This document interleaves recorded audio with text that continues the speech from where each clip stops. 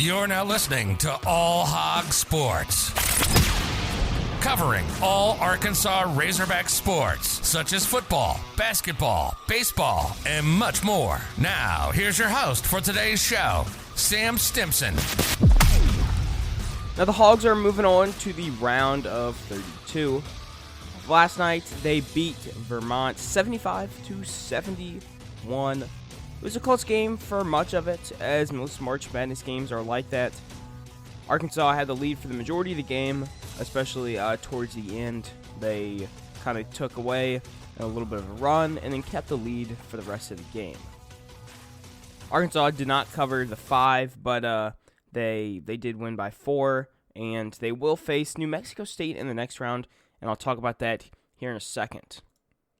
Now, starting it off with the Arkansas offense.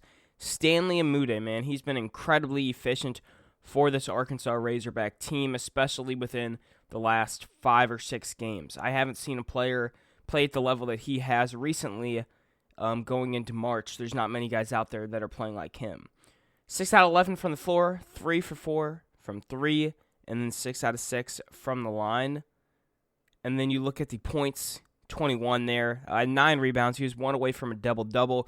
He's playing fantastic. Like I said, an athletic wing like him needs to take advantage of the opportunities that he has. And then additionally, Tony has same scenario there, athletic wing. He played 40 minutes. So I knew those athletic wings in Tony and Umude would be very important for Arkansas to win. Both of those guys played 40 minutes each. Tony only had 6 points and 5 rebounds, but his defense cannot go without being talked about. He was really efficient guarding in most of his matchups. Huge game from him. Trey Wade, additionally, 2 points, 1 rebound, but when his time in, he did play good defense.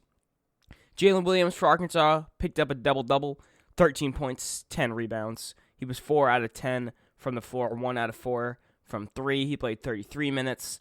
And then Devo Davis, man. March Devo, is he here? I think so. 6 out of 10 from the floor, 1 for 2 from 3. He had 14 points in this one. Only 1 turnover, was really efficient. Chris Likes also getting some time in the game, especially towards the end. When Arkansas needs to hit free throws, he's going to be a guy that'll go into the game a lot. That's something that troubled Arkansas for a lot of this game, especially on the defensive side of the ball, was foul trouble. Tony ended the game with 4 fouls. Umude ended the game with 4 fouls. Note ended the game with 4 fouls. And Davis ended the game with 4 fouls. Arkansas defensively had to kind of lay off that, high-pressured, hands-on defense late into the game because of the foul trouble. J.D. Note, offensively, he put up 17 points. He looked pretty good. His percentages aren't the best, but he was able to get offensively going and get things scoring for Arkansas for them to win. However, his defense was not as good as normal. And it makes sense. When you pick up 2 fouls in the first and a third right off the bat in the second half, you got to adjust how you play defensively if you want to keep playing. JD, most of the game was in foul trouble, and he still played 27 minutes. So I think that was huge for Arkansas, especially on the offensive side. Again, though, that level of defense just can't be there with foul trouble. And I've said a lot, JD can't get into foul trouble, and I think at this point, it's something that is just going to happen. I mean, watching Arkansas play, that's just something that will occur. So I think more effectively, it'll be worthwhile to say Arkansas needs to be able to maximize J.D. Note's time when he's on the floor and still avoid foul trouble, obviously. Now looking at Vermont here, their center, Ryan Davis, who I was talking about, he put up 20 points. Shungu put up 20 himself. Mazzulla put up 13.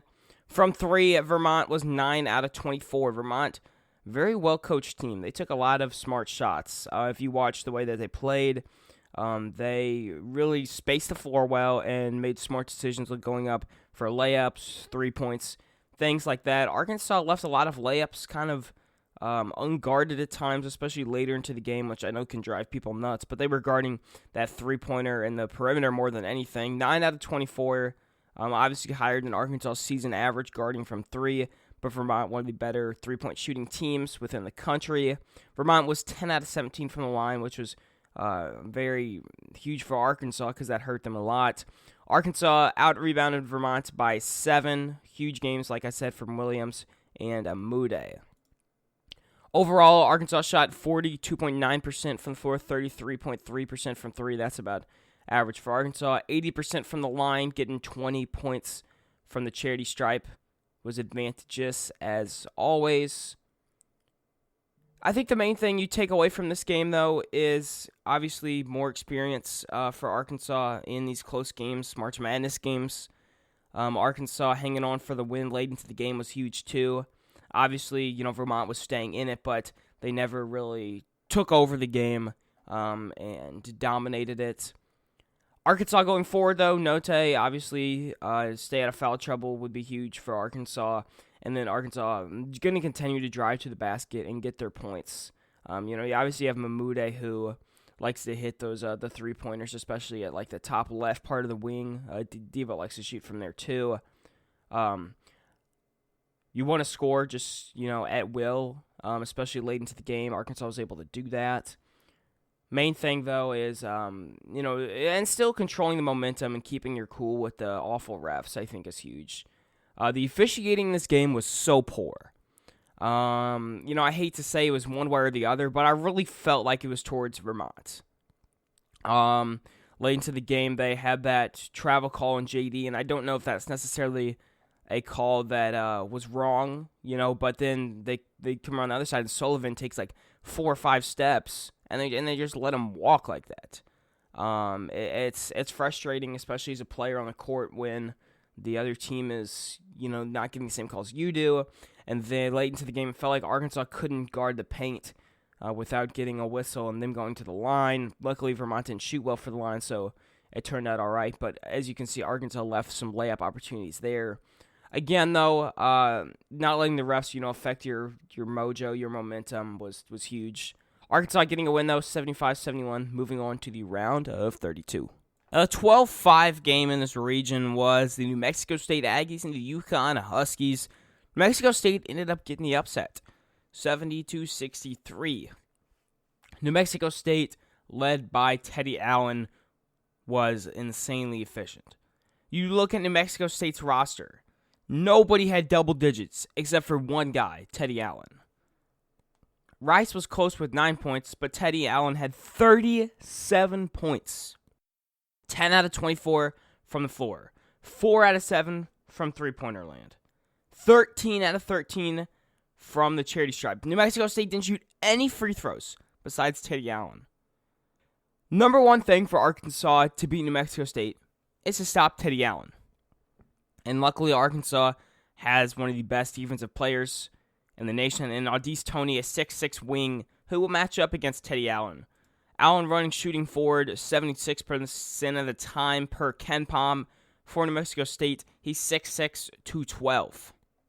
Now looking at the other things around New Mexico State this season, they've been really good defensively, especially at guarding the three-pointer and from 2 points. At 3-point, they're 25th in the nation, 2 points, 34, so effective field goal percentage, they're at 21. Now, their offense is very slow. They run a very, very slow tempo. That's the way that this game was so low scoring. I mean, you look at it, and New Mexico State shot 46% from the floor. UConn shooting 43% from the floor, and you'd say, okay, how isn't that more high scoring than anything? Well, in all reality, it's because both teams played a really slow tempo. Like I said, though, Teddy Allen was just incredible for the Aggies. And not to say that they don't have any other better players on this team, because Jabari Rice, a very talented point guard for them. He also plays some good time at shooting guard. Johnny McCants at power forward, and then Will McNair at center. But he's your main guy if you want to stop this Aggies team.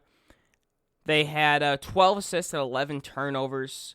No one really got in foul trouble. Like we said, Allen only had 1 foul. In this game, the main thing that just didn't happen for UConn was stopping Allen. Sonogo dropped 10 points for them. RJ Cole dropping 20. Main thing for Arkansas is you've got to guard Teddy Allen. Now, information for this game has been released, obviously, Saturday, March 19th. It's going to be on TNT with the same announcers from last night's game. It's playing at 7:40 p.m. Same location, though, KeyBank Center in Buffalo, New York. Like I said, though, this Aggies team is pretty well balanced. Offensively, 76 in the nation per KenPom, 73 on defense. But that tempo is a huge point. They really love to slow down games. And Arkansas is kind of the opposite. Arkansas loves to push the ball in transition, score quickly. So main thing for New Mexico State as well is turnovers. This year on offense, they've been bad at turning over the ball a lot, 20.6% turnover rate. So for Arkansas to get some steals there is huge. Again, the matchups you'll probably be looking at is obviously Undies Tony on Teddy Allen for sure. Johnny McCants probably going to be guarded by somebody like Umude, Trey Wade. Will McNair, obviously 6'10", facing up against Jaylin Williams. Jabari Rice will either face probably Devo a lot of the game, but he'll probably play Wade or Umude, one of them, at when he's at shooting guard. And when he's at point guard, you'll see JD play on him. You'll also see Clayton Henry, Mario McKinney play good minutes for this Aggies squad. Looking over at your Arkansas Razorbacks, though, obviously you've got J.D. Notae, third-team All-American, 18.4 points per game. He's been incredible for this Arkansas team, especially on offense. 3.7 assists per game. For him to stay out of foul trouble so he can bring that level of defense will be more important than ever. Jaylin Williams averaging 9.6 rebounds per game. For him to draw charges, force turnovers is key. Put up another double-double up against Vermont, 13 points, 10 assists. He gets in that double-double range. I really like Arkansas's chances to win this game. That is Jaylin Williams, though, first double-digit game since the LSU game on March 2nd. So for him to get back to scoring, shooting some three-pointers is huge for the squad. Additionally, you'll be looking at Stanley Umude, and I can't talk about the effect that he has on this offense more than anything else. 12 points per game. However, last 5 games, 21 points, 20 points, 7 points, 15 points, and then 23 points. Stanley knows how to just light up basketball court and shoot from all 3 levels, close with inside, mid-range, and from 3. 38.3% from 3 this season. He's going to get his shots, though. Arkansas, lots of drive and kicks, especially from Note to give it over to Umude. Umude shoots a quick 3, and Arkansas can take a lot of leads that game. Arkansas will need some bench depth, though, and I really like Devo. Obviously, he's been known to perform really well under those March Madness lights. Last season, he was really good at that. So I like Devo here, and I think he can bring the ball up at times along with Chris Likes. I think you'll see Devo play more than 2 than anything. Likes coming off the bench when Noche gets in foul trouble will be important. Additionally, Wade, obviously, starting lineup. You'll see JD, Tony, Umude, Wade, and Williams go out there. The lineup has been so effective for Arkansas. However, when you sub Devo in for Wade, that's the lineup that Arkansas is running most of the time. Arkansas really isn't a deep depth rotation team. They've kind of limited their options out there. And then you'll have Kamani Johnson as well, the 8th man, who can come off the bench, give some time for the forwards, especially if Williams picks up a couple early fouls.